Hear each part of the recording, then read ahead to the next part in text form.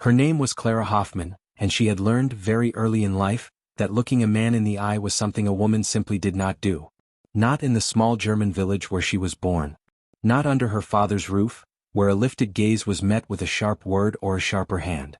Not in the church pews where the women sat with folded hands and lowered eyes, as if even God preferred them humble and invisible. Clara had grown up believing that her eyes were a problem. Too direct. Too searching. Too honest.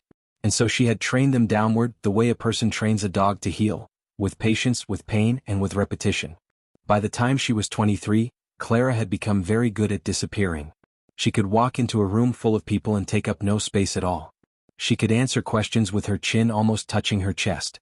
She could peel potatoes, mend clothes, scrub floors, and bake bread for hours without making a sound that anyone would need to acknowledge. She was, by every measure her world valued, a perfect woman. And she was perfectly miserable. The letter from the agency came on a Tuesday in the spring of 1882. Her cousin Berta had seen the advertisement in the paper. A rancher in the Dakota Territory needed a wife. The man was described as hard-working, established, and in need of a capable companion. There was no mention of his age, his temperament, or whether he had a gentle voice. There was, however, mention of the land. Wide open. Treeless in places. A sky so large it could swallow a person whole. Something about that description made Clara press the paper flat against the kitchen table and stare at it for a long time. Her father did not object. He had 4 daughters and only so much patience. A ticket was bought. Papers were signed. Clara packed her 2 good dresses, a Bible, a small wooden cross her mother had given her before she died, and a tin box of dried herbs she had grown herself. She did not cry when she left. She had learned not to do that either. The train journey west took 11 days. Clara sat by the window for most of it, watching the land change from green hills to flat brown plains. The sky grew bigger the further they went. Other passengers talked, laughed, played cards. Clara watched the horizon and thought about the man whose name was written on the paper in her coat pocket. Iron Hand. It was not a German name. It was not any kind of name she had heard before. She had assumed, without asking, that it belonged to a white settler. A rancher. A man with rough boots and a sunburned neck who would need her to cook and clean and stay out of the way. When the train stopped at the small Dakota station and a man stepped forward to meet her, Clara's eyes went immediately to the ground. She registered boots. Brown, not the black leather she had expected. Softer. And then a voice. Full. Unhurried. Speaking English with a cadence that felt like water moving over stones.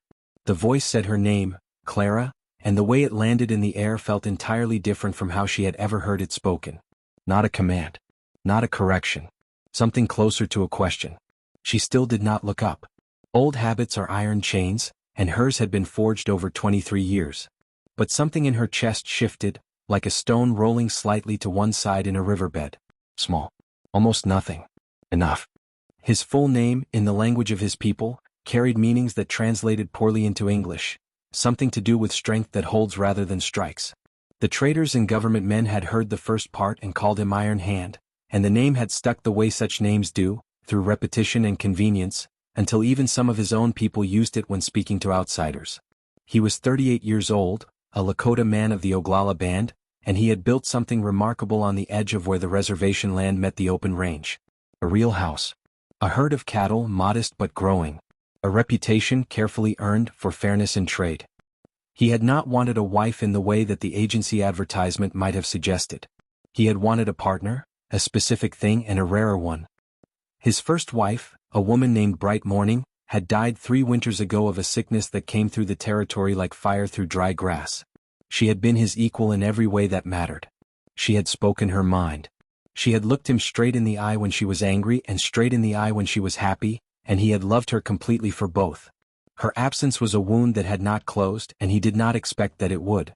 But he was a practical man, and the ranch needed 2 sets of hands, and loneliness, he had found, was its own kind of slow damage. The agency had not told him much about Clara either. He had received a letter written in careful, slanted handwriting. She was healthy. She was skilled in household management. She was, the agency wrote, quiet and well-mannered. He had read that line several times. In his experience, quiet and well-mannered in a woman usually meant something had been pressed down into her until it had no room to rise.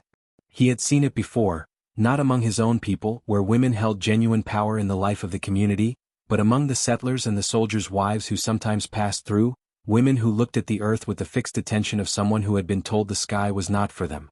He almost wrote back to cancel. Then he thought of the winter coming and the fence that needed mending on the south pasture, and the way the house felt too large after dark. He folded the letter and put it in his shirt pocket and did not write back at all, which the agency apparently took as confirmation. When he saw Clara step off the train, the first thing he noticed was her shoulders. They were curved inward slightly, as if she were trying to make herself smaller than she already was. Her clothes were good, neat, clean, German practical.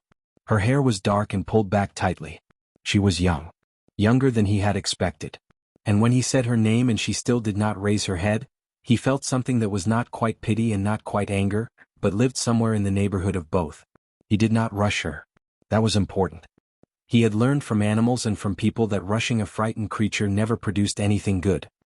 He picked up her trunk, heavier than he expected, which he noted with quiet approval, and led her to the wagon. He asked if she had eaten. She shook her head. He stopped at the general store and bought bread and a piece of dried meat and set them on the seat beside her without making a ceremony of it. She ate carefully, still not looking at him, and he drove them home in the particular kind of silence that holds both discomfort and the first tentative roots of something else entirely. The house was low and solid and smelled of pine and leather. He showed her to the room he had prepared. Clean blankets. A small window that faced east toward the sunrise. He told her she could change whatever she liked. Then he went outside to finish the evening chores and gave her the only thing that might actually help. Space and time, and the quiet understanding that no one here was watching her, waiting for her to fail. The first 2 weeks were a careful negotiation, conducted mostly in silence. Clara cooked and cleaned and organized with the focused energy of a woman who feels safest when her hands are busy. She baked bread that filled the house with warmth. She mended 3 shirts that had been folded in a corner waiting for someone to attend to them. She scrubbed the kitchen floor so thoroughly that Iron Hand stood in the doorway one morning and looked at it for a long moment before walking on it, as though it were a painting. He said nothing about any of this. He did not praise her work, which had always made Clara nervous. Praise, in her experience, was usually followed by an expectation she could not meet. Instead, he simply lived alongside her accomplishments as though they were natural, expected, and appreciated all at once. He taught her things too. Not in a teacherly way. More in the way of a person who shows rather than tells. He showed her which plants along the creek were useful for cleaning wounds and which ones could bring down a fever. He showed her how to check the cattle for signs of sickness, what to look for in the eyes and the stance. He showed her, one morning, the exact direction she should look from the east window to see the sun rise over the flat edge of the world. He stood beside her and looked at it himself, and she stood there too, still not quite meeting his face but looking at the horizon, and that was a kind of progress. The language barrier was real but not total. Clara's English was functional. She had studied it with the seriousness of a person preparing for an examination. Iron Hand's English was more than functional. It was deliberate, chosen, each word placed like a stone in a path. He also spoke sometimes in Lakota, not to her directly but to himself or to the horses, and she found the sound of it strangely comforting. It did not demand anything of her. It simply existed like wind. The change, small but seismic, came on a Wednesday in late June. Clara was hanging laundry on the line strung between 2 posts east of the house. The morning was already warm. She was lifting a heavy wool blanket when it caught the wind and pulled sideways, tangling around her arms. She heard boots on the dry ground, and then Iron Hand was there, taking hold of the other end of the blanket. They stretched it between them, pulling against the wind, and for a moment they were both laughing, or something that was the beginning of laughter. She looked up. Not at the blanket. At him. It lasted only a second. Then her eyes went back down, trained by years. But Iron Hand had seen it. And she had seen him, long enough to register that his face held no judgment. No amusement at her expense. No sharpness. What she had seen in that brief flash was something entirely new in her experience of men's faces: openness. Just that. A face that was simply open. That evening, he sat across the table from her after supper and told her, in his measured way, that where he came from, among his people, a woman who looked away when spoken to was not considered polite. She was considered afraid.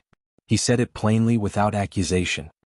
He said that here on his land, in this house, she had no reason to be afraid. He would like it, he said, if she could try to believe that. He asked her nothing. He did not demand a response. He just said it, and then he stood and went to wash the dishes, leaving the words sitting on the table between them like something she could pick up or leave alone entirely. Clara sat very still for a long time. Then she got up and dried the dishes while he washed them, and neither of them said anything more. But somewhere inside her, in a place that had been locked for a very long time, something shifted with a sound like a key turning. The lesson did not come all at once. That was the most important thing about it, the way it arrived in fragments over weeks, like light coming through a shutter that opens one slat at a time. Clara began to practice the way she had once practiced the opposite, with intention, with awareness of failure, with patience for herself. She would look at the horses when she fed them in the morning, holding their gaze for a moment before moving on. She would look at the sky for longer than she used to, as though training her eyes to accept height. And slowly she would look at Iron Hand. He never made a performance of it when she did. This was crucial. In her old life, any small thing she did differently, laughing too freely, speaking too much, standing up too straight, had drawn attention that felt like a spotlight before a punishment. She had learned to expect the correction to follow the noticing. But Iron Hand noticed and did nothing. Gave nothing away except, sometimes, the faintest settling of his shoulders, relaxed, not tensed, as though her progress eased something in him too. He began to tell her things. Not small talk things but real things. He told her about bright morning, one evening when the fire had burned low and the darkness outside was very complete. He spoke of her simply, with love and without performance of grief, the way a person speaks of something that was true and real and is now over but still matters. Clara listened and did not look away. She thought of her own mother, gone since Clara was 12. She thought of how she had never been allowed to speak of her in any way that expressed how much the loss had cost.